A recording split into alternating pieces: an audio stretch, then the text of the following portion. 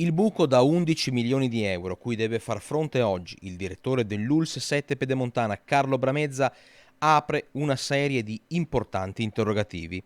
Ecco le domande che intendiamo porre a Carlo Bramezza, alle istituzioni e anche a voi. È opportuno che una persona in stato di definitiva incapacità di adempiere alle proprie obbligazioni per quasi 11 milioni di euro rimanga alla guida di un'azienda sanitaria pubblica che gestisce un bilancio di circa 700 milioni di euro l'anno?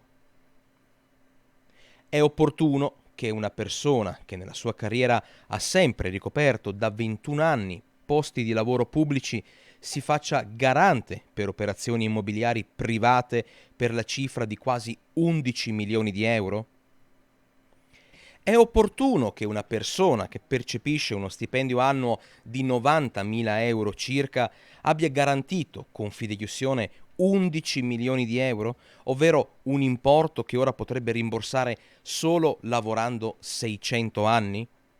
Attendiamo risposte. I nostri microfoni sono sempre aperti per tutti.